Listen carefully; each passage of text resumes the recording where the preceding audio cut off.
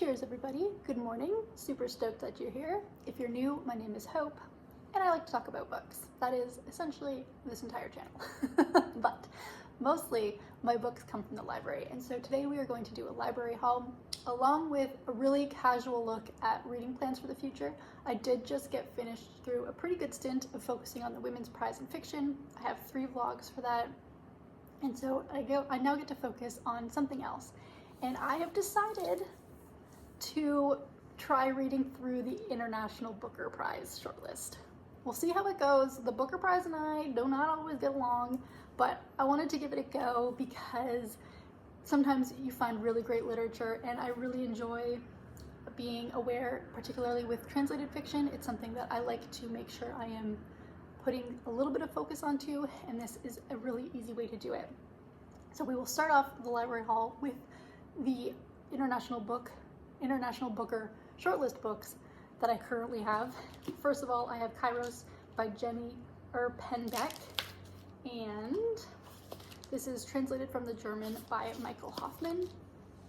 And I should probably preface this with, I have almost no idea what any of these books are about. I saw the International Booker shortlist announcement, kind of ignored it, but then once I finished the Women's Prize, looked at it and basically just looked at the list and saw if I could get them at my library or not, and went from there. The one thing I do know is this book is getting a ton of praise. I don't know what it's about, but I have heard only positive, like, peripheral things about this book, and I'm quite excited to read it. I also am pretty thrilled with how not super long it is, so that makes me happy. Let's go through the list and just see, because I do have a couple of other ones from the library available to me right now. So Not a River by Selva Almada and translated by Annie McDermott. I have, it is still being ordered, but I am #1 on the holds list. Once it comes in from the library, it is coming to me. The Details by Aya Genberg, translated by Kira Josephson.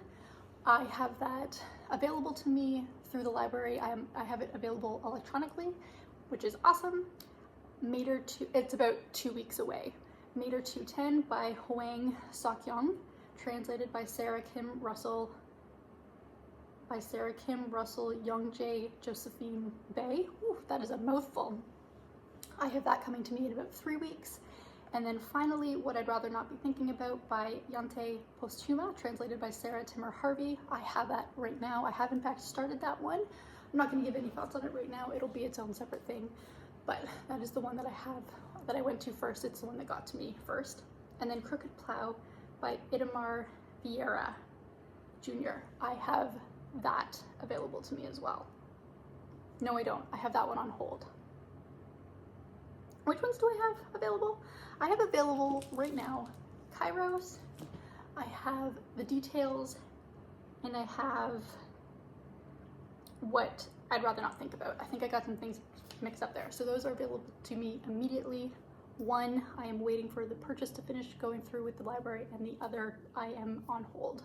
So that is a loose sort of plan for myself. We'll see. I have also very, very casually been kind of chipping away at the women's nonfiction list. I have read a couple. I have Thunderclap by Laura Cumming available to me, and I have A Flat Place by, what is her name? A Flat Place by Noreen Masad I also have in my possession right now through the library. So those are a couple that I would like to get to. I do tend to do a lot of my nonfiction through e-readers, not through e-readers, through audio. And so it'll be interesting to read this one physically, but it looks pretty easy. I also like there's actual art because it is based on art. So I am looking forward to reading this. I've heard good things about both of these books actually. And it's just something that I've been slowly chipping away at, but wasn't a goal of mine to read through all of them. Nonfiction I don't generally reach for on my own. It tends to be prompted by something, and so I'm excited to have them, but I don't know how much I'm really going to focus on it or not. And then ebook wise, I also have in audio form. I have Master Slave Husband Wife by Ilyon Wu, And this is a story about a couple who, through resources that they're able to come across themselves, get themselves out of the South and gain their own freedom from slavery. They run from slavery, and it's because the couple, she can pass as white, and so they are able to use this to their advantage and get themselves up into Philadelphia is their ultimate goal, but I think they end up in Boston. And I am about 50% of the way through this one. I'm really enjoying it. The narration is good, and I'm having a good time listening to it. I'm hoping that the momentum stays, because I think the first part of the book, where they were fighting for their freedom and going through the process of gaining their freedom, was done really well, and I'm hoping that the next portion of it still stays as entertaining is probably the wrong word, but stays as engaging as the first half. But I am having a good time, and that one's due back pretty soon. I'm gonna have to start powering through it. I then have a couple poetry books. Now this is way out of left field because I am not a poetry girl, but April was Poetry Month, National Poetry Month. I don't know what the actual title was, but it was, and I thought, you know what, I may as well try some. And I read a couple by Jen Campbell, I apologize, and I read Milk and Honey, which was actually really great. But the two that I have right now from the library are Bless the Daughter Raised by a Voice in Her Head by Warsan Shire, and I have This is the Honey, edited by Kwame Alexander, an anthology of contemporary Black poets. This is a beast. I can almost guarantee I am not going to get through this entire book, but I will attempt to pick at it, and we'll see how it goes. See if my mind can change on the poetry thing, but I don't know.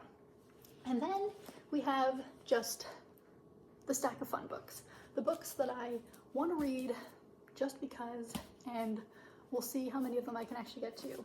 We have A Marvelous Light by Freya Marske? Freya Marske, how would you pronounce that? I have only seen people like haul this and stuff. I don't actually know what people think of it, and I don't look up reviews on the Storygraph beforehand. I just find books that will maybe entertain me and go with it. And because I'm reading a lot of heavy books, because of the lists and the prizes that I've been reading through, I really have been attempting to kind of choose some lighter things to read in between. And I think this will fit that bill. It is a historical fiction, a magical historical fiction. We'll see how it goes. I have The Premonition by Banana Yoshimoto. And this is because I've heard of this author. I've never read anything by her. She is a Japanese author, and she appears to be very divisive. And even like from work to work, it's divisive, not necessarily just author specific, but it's really short and small. And I saw it on the library shelf, and I thought, I'm gonna give her a try. I'd like to see how I get along with her. The Madwoman of Paris by Jennifer Cody Epstein is a historical fiction. I'm noticing I think I have a bit of historical fiction on this list, which is fine. And the tagline is, two women fall under the influence of a powerful doctor in Paris's notorious women's asylum in this gripping historical novel inspired by true events. And as I was reading through the synopsis, things just seem like they get a little bananas. And like I said, I enjoy a good historical fiction. Decided to grab that one. This one, I have been on the wait list for this for so long that I no longer remember why I put it on my wait list, and that is Wellness by Nathan Hill. It's pretty big. It was in Oprah's book club. I have genuinely no idea anymore why I wanted to read this. I think there was maybe some hype around it being really good. We'll see. This is one that I picked up off of, is he Canadian?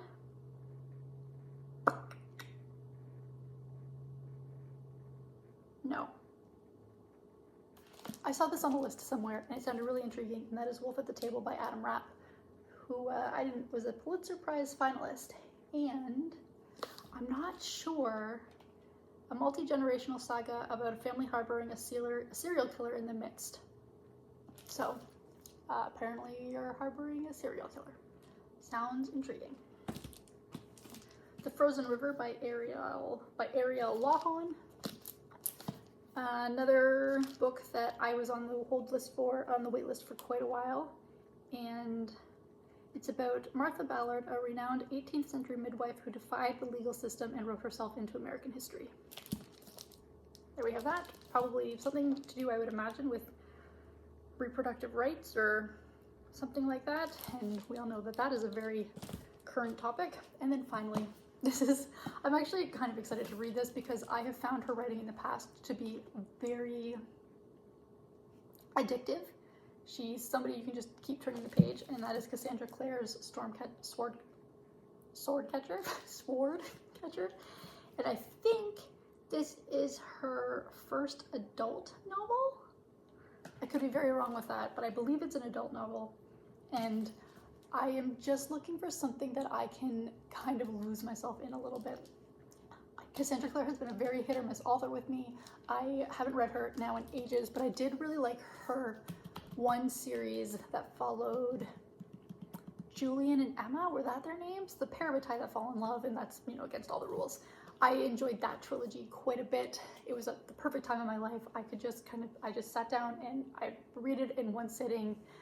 I just enjoyed it, and I'm really hoping that that kind of pacing and storytelling translates into this one as well, because like I said, I've been reading quite a few heavy books, and while this is a chunker, she's generally not a heavy author. I can typically just enjoy what I'm reading without having to worry too much about content and mental states and all that jazz. I'm looking forward to getting into that one. That's actually not too many books. A lot of them are pretty new, which means I have 3 weeks to get through them, and that works. I think my priorities, I'm gonna have to start finding time to listen to a couple of these audiobooks because it's not something that I even really remember that I have, because I'm not somebody who's just gonna sit down and listen to an audiobook. Like, I gotta be doing something and think, oh, I can listen to this. But let's be honest, my listening is very much taken up by the new Taylor Swift album right now because it's awesome. So I'm just gonna have to find time. But for now, these are the library books. These are the things that are coming up and some of the very loose plans that I have for my reading. I do obviously also just like to read what I want to read and what else also shows up. But for now, this is what is on my shelves. So tell me if you've read any of these, if you've liked them. Don't spoil anything, but if you have one that you would prioritize, which one would it be? And I hope that you have lovely days. I'll see you in the next video.